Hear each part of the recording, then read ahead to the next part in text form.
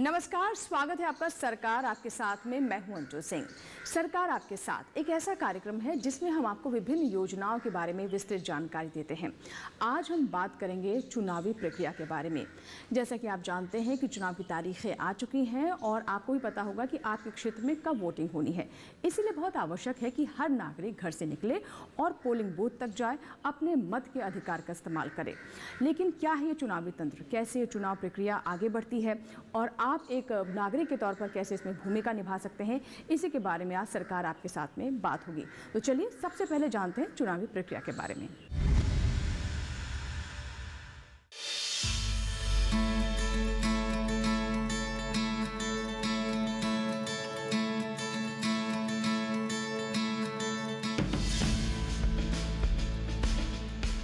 भारत को दुनिया का सबसे बड़ा लोकतंत्र कहा जाता है।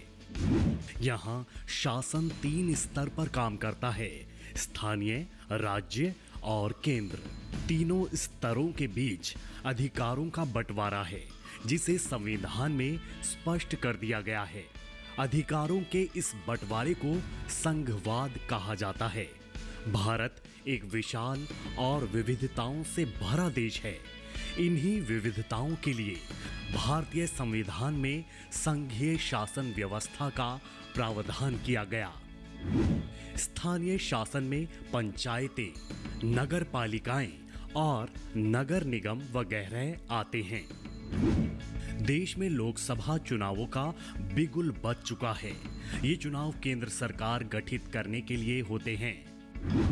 भारत में लोकसभा की कुल 543 सीटें हैं। सरकार बनाने के लिए आधे से अधिक यानी कम से कम 272 सीटें जीतना जरूरी है। इसे पूर्ण बहुमत कहा जाता है। कई बार किसी भी पार्टी को पूर्ण बहुमत प्राप्त नहीं होता तो उसे आजाद या दूसरे दलों के नवनिर्वाचित सांसदों से समर्थन लेना पड़ता है। जो भी दल ये समर्थन जुटा लेता है वही केंद्र में सरकार बनाने का अधिकारी हो जाता है। फिर सभी सांसद प्रधानमंत्री के लिए किसी एक नाम पर सहमत होते हैं। इस साल भारत में 18वीं लोकसभा के लिए चुनाव हो रहे हैं। मौजूदा लोकसभा का कार्यकाल 16 जून को समाप्त हो रहा है। इस बार का चुनाव काफी लंबा खिंचने वाला है। मतदान 19 अप्रैल से 1 जून तक कुल 7 चरणों में संपन्न होगा, जबकि वोटों की गिनती 4 जून को होगी। हालांकि कई देशों में एक ही दिन चुनाव संपन्न हो जाते हैं, लेकिन भारत जैसे विशाल जनसमूह वाले देश में ऐसा कर पाना संभव नहीं है।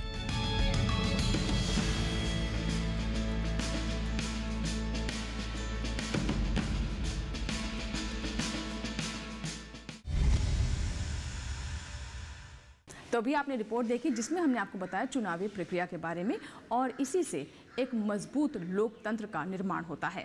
फिलहाल इसी के साथ ही वक्त एक छोटी सी ब्रेक का, लेकिन ब्रेक के बाद जब वापस आएंगे तो बात करेंगे विशेषज्ञ से।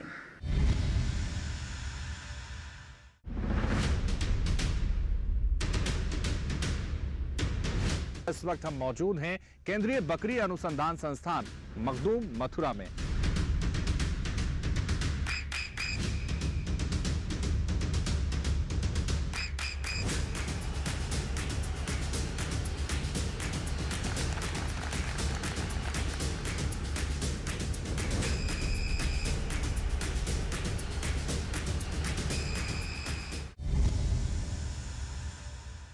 ब्रेक के बाद एक बार फिर आपका स्वागत है। आप देख रहे हैं सरकार आपके साथ, जिसमें आज हम बात कर रहे हैं चुनावी प्रक्रिया के बारे में, यानी लोकतंत्र का सबसे बड़ा पर्व, महापर्व भी इसे कहा जाता है।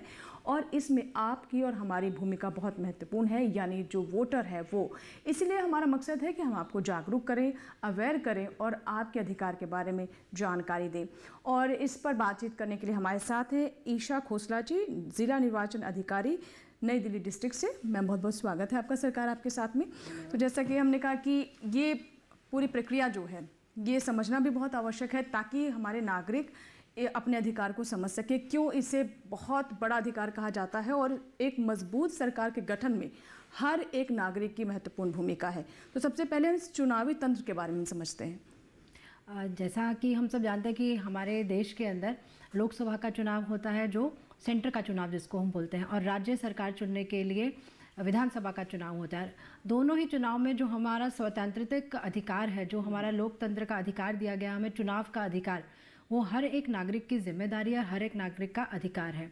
हम लोकसभा और राज्य और जो हमारा विधानसभा है, दोनों चुनावों में हम नागरिक द्वारा वोट करवाते हैं और अपनी सरकार खुद चुनते हैं। यहाँ तक कि जो हमारा थर्ड टियर है, पंचायत और म्युनिसिपल कॉरपोरेशंस, उनका चुनाव भी नागरिक द्वारा ही किया जाता है। और ये सब यूनिवर्सल एडल्ट फ्रेंचाइज है। हमारे भारत में जो भी नागरिक 18 वर्ष का हो गया है, उस सबको एडल्ट फ्रेंचाइज वोटिंग का अधिकार मिलता है। जी, तो सर मैम, अगर हम चुनावी प्रक्रिया की बात करें तो इसमें मुख्य तौर पर क्या क्या होता है? एक नागरिक की जागरूकता के लिए हम जानना चाहें तो इस प्रक्रिया में होता क्या क्या है, कैसे इसे समझा जाए? जैसे अब आपने देखा कि हमारा चुनाव जो है अनाउंस हो गया, तो अनाउंसमेंट से लेकर काउंटिंग तक बहुत सारी प्रक्रिया रहती है। अनाउंसमेंट जब शुरू हो जाता है तो हमारा कुछ मॉडल कोड ऑफ कंडक्ट है जो लग जाता है। उसके बाद फिर हम नोटिफिकेशन करते हैं, जब जो हमारे प्रत्याशी हैं वो आके नॉमिनेशन भरते हैं, प्रत्याशी नॉमिनेशन भरते हैं और फाइनल सूची बन जाती है। उसके बाद हमारा जो पूरा तंत्र है, जो हमारा वो ईवीएम को प्रिपेयर करता है, ईवीएम की कमीशनिंग होती है और फिर वोटिंग करी जाती है। वोटिंग के फिर कुछ दिनों बाद हम उसकी काउंटिंग करते हैं और काउंटिंग के बाद हम उसके रिजल्ट के बिहाफ पर अपनी हम सरकार चुनते हैं। जी बिल्कुल। मैम, आपसे जानना चाहेंगे, जब हमारा एक वोटर जाता है वोट कास्ट करने के लिए, अपने मत के अधिकार का इस्तेमाल करने के लिए, तो कई बार नागरिकों में इस जानकारी का भी अभाव रहता है कि उसे वो वोट दे किसके लिए रहा है। क्या अपने राज्य के मुख्यमंत्री को चुनने के लिए, यानी विधानसभा के लिए दे रहा है, या फिर देश के प्रधानमंत्री के लिए? अभी जो हमारे लोकसभा के चुनाव होने वाले हैं, ये विधानसभा से कैसे अलग है और कैसे हमारे नागरिक समझे कि किसे वोट देने जा रहे हैं? ये जो हमारे लोकसभा के हैं, ये प्रधानमंत्री के चयन के लिए हैं। साथ ही साथ 5 राज्य ऐसे हैं जो साइमल्टेनियस चुनाव पे जा रहे हैं, तो उसमें नागरिक को बहुत ध्यान रखना होगा, क्योंकि वो दोनों के लिए वोट करेंगे। वो लोकसभा के लिए भी वोट करेंगे और अपनी विधानसभा के लिए भी वोट करेंगे। उन 5 राज्यों के अलावा सभी लोग सिर्फ लोकसभा के लिए वोट करेंगे, अपने प्रधानमंत्री के चुनाव के लिए वोट करेंगे। जी मैम, नागरिकों की भागीदारी, जिससे हम कह रहे हैं कि ये एक लोकतंत्र को मजबूत बनाने के लिए, उसकी नींव को और सुदृढ़ करने के लिए नागरिक ही सबसे बड़ा इसमें योगदान देने वाला है। उसकी भूमिका कैसे महत्वपूर्ण है? हम कैसे समझे कि हम इतने महत्वपूर्ण हैं एक लोकतंत्र में? जैसा हमारा जो हम चुनाव प्रक्रिया है हमारी, वो पूरी की पूरी एडल्ट फ्रेंचाइज के ऊपर है, पूरी की पूरी वोटिंग के ऊपर निर्भर है।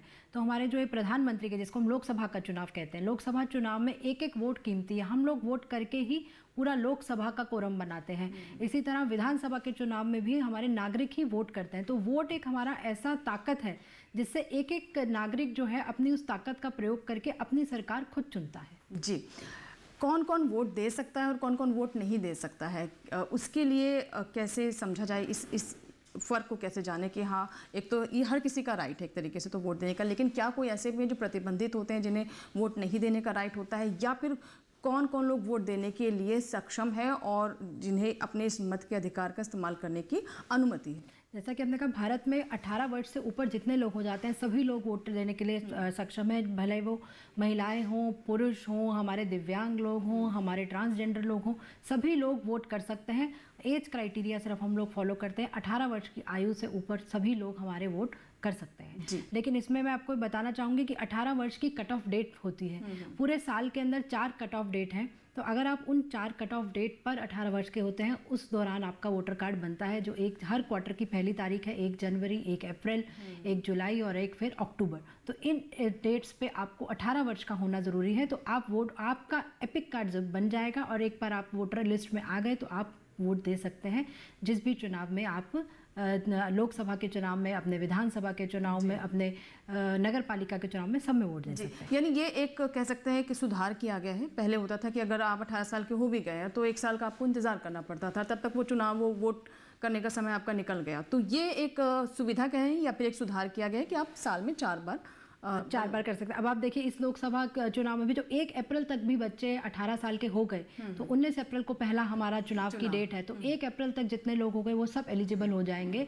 अगर उन्होंने अपना नाम सूची में दायर करवा दिया है तो वो लोग वोटिंग के लिए एलिजिबल रहेंगे। जी, तो अब वोटिंग के लिए एलिजिबिलिटी की जैसे आपने बात कही मैम, तो इसी पर आ जाते हैं। मान लीजिए कोई बच्चा है जो 18 साल का ही अप्रैल में ही पूरा हो रहा है, मतलब वोटिंग से पहले। और अगर हमें यूथ सुन रहे हैं, युवा सुन रहे हैं और वो अपने इस मत का इस्तेमाल करना चाहते हैं, तो सबसे पहले वो क्या करें इसके लिए? उनको सबसे पहले जो भी बच्चे 1 अप्रैल 2024 तक 18 साल के हो जाएंगे, उनको आज ही अपना फॉर्म 6 भरकर अपना नाम वोटर लिस्ट में ऐड करवाना चाहिए। और फॉर्म 6 भरना बहुत आसान है। आजकल आप ऑनलाइन भर सकते हैं या अपने BLO को बुला के उससे भरवा सकते हैं, वोटर हेल्पलाइन ऐप से भर सकते हैं, या दिल्ली के अंदर तो वोटर VERC सेंटर्स हैं हमारे, वहाँ पर जाके आप अपना फॉर्म फिजिकली भी दे सकते हैं। पूरी सुविधा उपलब्ध करी जाती है कि एक जो हमारा प्रोस्पेक्टिव वोटर है वो किस तरह से चुनाव की प्रक्रिया में अपनी भागीदारी दे। जी, और ये वोटर लिस्ट किस तरीके से तैयार की जाती है? वोटर लिस्ट जैसे अभी आप लोग हमारा एक स्पेशल समरी रिवीजन हुआ था पूरे देश भर में, तो उसमें 1 जनवरी 2024 तक जितने लोग हमारे 18 साल के हो गए थे, तो वो एक ड्राफ्ट, एक हमारा फाइनल रोल बनकर तैयार हो गया है। अब 1 अप्रैल तक जितने लोग भी हमारे 18 साल के हो जाएंगे तो हमारी एक और सप्लीमेंट्री लिस्ट निकलेगी। तो हमारा एक मेन रोल हो जाएगा और एक सप्लीमेंट्री रोल हो जाएगा, जिसमें जितने लोगों का नाम आएगा वो सब एलिजिबल रहेंगे। मैम, एक व्यवहारिक समस्या ये आती है कई बार कि हम वोटिंग से जाते हैं वोट देने के लिए और कई लिस्ट में नाम ही नहीं होता है, तो एक नागरिक के तौर पर, क्योंकि ये बहुत महत्वपूर्ण अधिकार है उसका, उससे अपने स्तर पर क्या क्या सुनिश्चित कर लेना चाहिए जब उसके क्षेत्र में जिस दिन भी वोटिंग की तारीख है उससे पहले उसे अपने स्तर पर क्या करना चाहिए? ये आपने बहुत ही एक अच्छा सवाल पूछा कि कई बार ऐसा होता है वोटिंग, हम पोलिंग बूथ पे जाते हैं और देखते हैं हमारा नाम ही नहीं, तो इसलिए हमें, क्योंकि throughout the year checking होती रहती है, हमारे BLOs जाके home to home, house to house verification करते हैं, तो हो सकता है उस टाइम वो नागरिक कहीं बाहर गया हो और उसको एब्सेंटी वोटर में डाल दिया गया हो। इसीलिए अभी चुनाव जैसे 19 से शुरू हो रहे हैं और दिल्ली का चुनाव 25 मई को, तो सभी नागरिकों को अपना वोटर लिस्ट में नाम चेक कर लेना चाहिए। अगर उनकी फ़ोटो में कोई मिसमैच है या अगर उनको लगता है कि उनका एपिक कार्ड नहीं आया तो डुप्लीकेट एपिक के लिए अप्लाई कर दें। और अगर उनका नाम डिलीट हो गया है किसी भी कारणवश कि वो शिफ्ट हो गए थे और अब दोबारा यहाँ पे हैं, तो दोबारा अपना नाम वो ऐड भी करवा सकते हैं। अगर उनका पता बदल गया है, एक जगह से वो दूसरी जगह पर चले गए, तो अपना पता भी अभी वो बदलवा सकते हैं। जी, एक चीज़ और मैम होती है कई बार कि जैसे आपने पता बदलने की बात कही, तो अगर आपका घर एक दूसरे राज्य में भी है, आप दिल्ली में भी हैं, और कई बार लोग 2-2 जगह का वोटर ID रखते हैं, तो पहले ये बताएं कि ये कितना गलत है और अगर ऐसा है तो इसे कैसे फिल्टर किया जा रहा है? 2 वोटर ID करना एक अपराध है, क्योंकि हमें एक ही जगह पे हमें वोटिंग देने का अधिकार है। एक यूनिवर्सल एडल्ट फ्रेंचाइज जैसे हम बोलते हैं, तो एक अधिकार ही है हमें, एक जगह पर भी हम मतदाता हो सकते हैं। इसको फिल्टर करने के लिए एक आधार के साथ लिंकिंग शुरू हुई है, जो कंपलसरी नहीं है, बट जो वॉलंटरली नागरिक जो है अपने आधार को लिंक करवा सकते हैं। तो इससे आधार से लिंकिंग होने से, और काफ़ी नागरिक बढ़कर आगे भी आए हैं, 50% से ऊपर नागरिकों ने आकर अपना आधार लिंक भी करवा दिया है। जैसे तो जब नागरिक अपना आधार लिंक करवा देते हैं तो उस एक आधार के ऊपर एक ही एपिक बन जाता है। दूसरा, इसके अंदर चुनाव आयोग की भी प्रक्रिया है, उसमें वो एक डुप्लीकेट वोटर्स को फिल्टर करते रहते हैं और हर राज्य के साथ कर देते हैं कि हमारा इतने वोटर्स जो हैं उनका नाम सूची में 2 से ज़्यादा बार आ रहा है, भले ही वो एक ही राज्य में 2 बार आ रहा है या भले ही 2 राज्यों में अलग अलग आ रहा है। तो ये चुनाव आयोग भी हमेशा ये सूची देती रहती है कि ये डुप्लीकेट एंट्रीज हैं, डेमोग्राफिकल सिमिलर एंट्रीज हैं, तो ये प्यूरिफिकेशन ऑफ रोल का काम पूरे साल चलता रहता है। जी बिल्कुल, और यहाँ पर नागरिकों को भी इस बात का ध्यान देना होगा कि अगर आपके पास 2 वोटर ID, पहली बात तो गलत है, एक तरह का अपराध है जैसे आपने बताया, और एक ही जगह ही अपने वोट देने के अधिकार का इस्तेमाल करें, तो इस बात का आपको भी ध्यान रखना होगा। अब मैं जानना चाहूँगी कि बहुत सारे नागरिक ऐसे भी हैं जो पोलिंग बूथ तक नहीं जा पाते हैं, जिसमें दिव्यांगजन भी हैं, बुजुर्ग भी हैं, या फिर कोई उस प्रदेश में नहीं है जहाँ पर वोट उसे देना है, तो इनके लिए किस तरह की व्यवस्था है? सबसे पहले हम आते हैं बुजुर्ग लोगों पे। तो चुनाव आयोग ने इस बार, जैसा आप लोगों को, हमारे नागरिकों को पता होगा, जब प्रेस कॉन्फ्रेंस हुआ तो 85 ईयर से ऊपर जितने भी सीनियर सिटीजन हैं हमारे, 85 साल से ऊपर, उनको घर से वोटिंग करने की सुविधा है। BLO आके उनको फॉर्म 12D देगा, वो 12D भर के बता सकते हैं कि वो घर से वोटिंग करना चाहते हैं या वो पोलिंग वाले दिन पोलिंग बूथ पर आएंगे। और अगर वो अपने ये ऑप्शन एक्सरसाइज करते हैं कि वो घर पे वोटिंग करना चाहेंगे, तो हमारा पूरा पोलिंग का टीम उनके घर जाता है और उनके घर जाके उनसे पोस्टल बैलेट बनवा के लेकर आता है, with maintaining the secrecy of the vote. और दिव्यांगजनों के लिए भी, जो 40% ऊपर जो हमारे डिसेबिलिटी रहती है, उनके लिए भी ये सुविधा उपलब्ध है।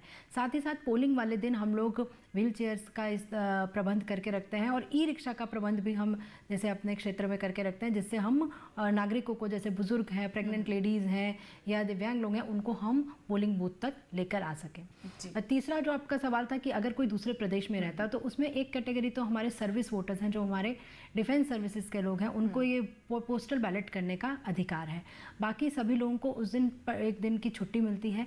जैसे अगर आप दिल्ली में रहती हैं लेकिन आपका वोट हरियाणा में है और आप हरियाणा जाके वोट करने चाहती हैं, तो उस दिन आप हरियाणा जिस दिन वोटिंग होगी उस दिन आप छुट्टी लेकर, स्पेशल हॉलीडे लेकर वहाँ पर वोट करने जा सकते हैं। जी, इसके साथ ही मैम ये भी मैं जानना चाहूँगी कि कई बार लोग ये तो समझते हैं वोट देना बहुत महत्वपूर्ण है, लेकिन आप जान रही हैं पारा भी धीरे धीरे बढ़ता है और गर्मियों में आमतौर पर हमारे जो चुनाव होते हैं, पोलिंग बूथ पर किस किस तरह की व्यवस्था की जा रही है जिससे लोगों को इस तरह की असुविधा ना हो और कोई इस तरह की अप्रिय घटना भी ना हो जिससे वोट देने के अधिकार पर किसी तरह का फ़र्क पड़े?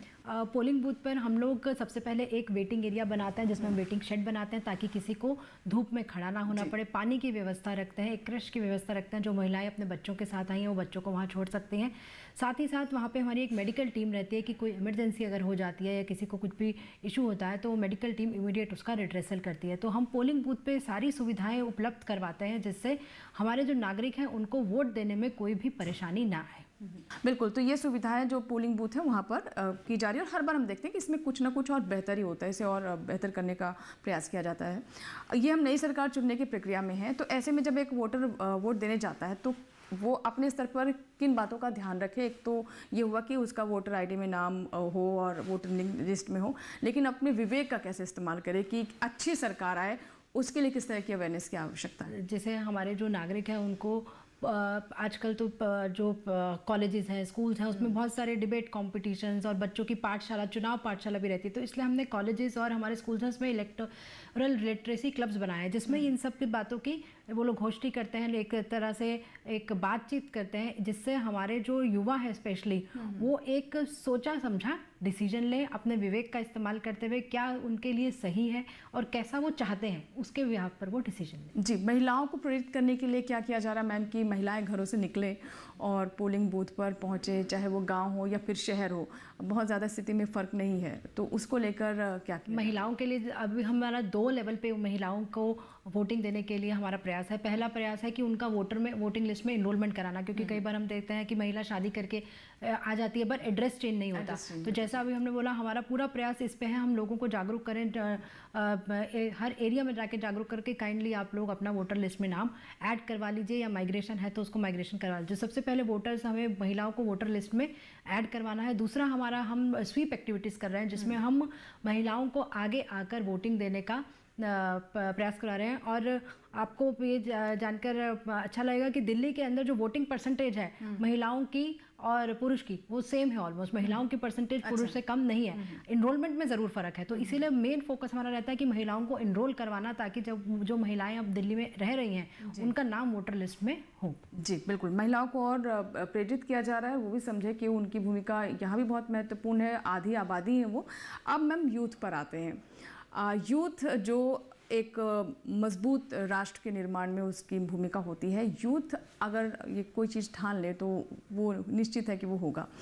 इसी तरीके से एक मजबूत डेमोक्रेसी के लिए यूथ को प्रेरित करने के लिए, उन्हें आगे बढ़ाने के लिए क्या किया जा रहा है? हम यूथ के लिए इस बार का जैसे चुनाव आयोग का है और हमारा फोकस है कि हम लोग यूथ को भी, युवा को वोटर करवाएं। तो हम स्वीप एक्टिविटीज़ कर रहे हैं, उससे हम युवा को प्रेरित कर रहे हैं कि वो खुद भी वोटिंग करने जाएं और अपने आसपास सभी लोगों को लेकर जाएं कि ये जो चुनाव का पर्व है इसको एक पर्व की तरह, जैसे हम होली या हमारे कोई भी त्यौहार होते हैं उसमें युवा जो है बहुत उत्सुकता से भागीदारी करते हैं और पूरे परिवार को, पूरे दोस्तों को शामिल करके उस पर्व को मनाते हैं। उसी तरह चुनाव के पर्व को भी वो अपने सभी दोस्त परिजनों को शामिल करें। इसके लिए हम उनको प्रेरित कर रहे हैं। इसके लिए हमने अपने जो कॉलेजेस हैं उनके NSS वॉलंटियर्स, कॉलेजेस के बच्चों को हमने अपने साथ जोड़ा है, जो अपने कॉलेज के साथ साथ अपनी कम्युनिटी में जाके भी लोगों में ये संदेश दे रहे हैं कि जो दिल्ली का वोट है 25 मई को वो लोग जाकर ज़रूर वोट करें। तो युवा बहुत बढ़ चढ़ के, हमारे जो कॉलेज के बच्चे हैं बहुत आगे आ रहे हैं इस मुहिम में। जी मैम, इसके अलावा जैसे कि आपने बताया युवाओं का आपको रुझान देखने को मिल रहा है, लेकिन ओवरऑल परसेंटेज को हर बार बढ़ाने का प्रयास होता है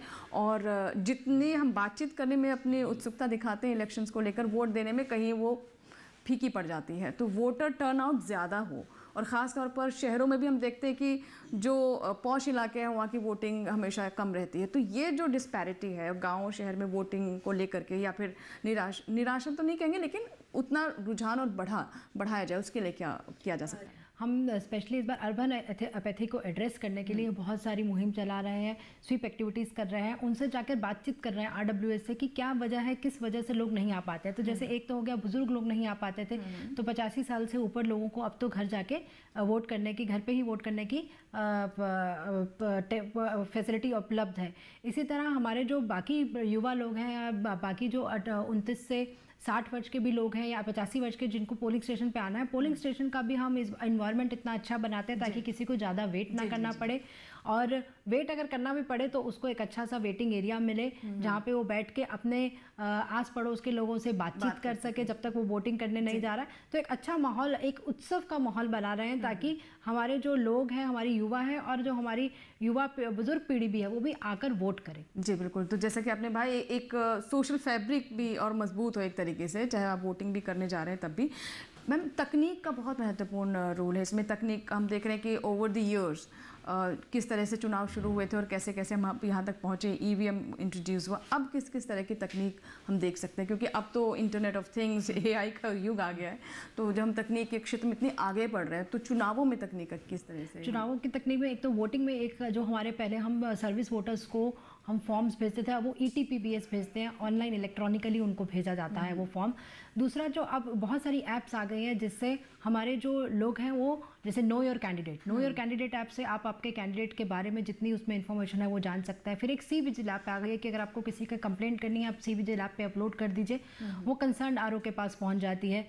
सिमिलरली वोटर हेल्पलाइन ऐप है, वोटर हेल्पलाइन ऐप पे आप अपना BLO चेक कर सकते हैं कि आपका BLO कौन है, आप अपना नाम चेक कर सकते हैं, अपना पूरा वोटर लिंक लिस्ट का पूरा डिटेल्स चेक कर सकता है। तो अलग अलग तरह की ऐप्स बन गई हैं। फिर एक एनकॉर ऐप बन गई है और जिसका नाम है सुविधा ऐप है, जिसमें कैंडिडेट अब अपना नॉमिनेशंस भी चाहे तो वो उसमें भर सकते हैं। तो तकनीकी उसको बढ़ावा देने के लिए बहुत सारी ऐप्स नागरिक की सुविधा के लिए, कैंडिडेट्स की सुविधा के लिए बनाई जा रही हैं। जी बिल्कुल। तो बहुत सारी बातें इस चर्चा में निकल कर आई और आपने बहुत विस्तार से इसके बारे में बताया, क्योंकि अब बातचीत को मुझे समाप्त करना होगा। तो अंत में हमारी जो दर्शक हैं उन्हें कोई मैसेज देना चाहेंगे जो आपको सुन रहे हैं, और जैसे कि हम लगातार कह रहे हैं कि ये इसे एक फेस्टिवल की तरह ले, जैसे हम होली दिवाली मनाते हैं उसी तरीके से इसमें भी अपनी भूमिका निभाएं।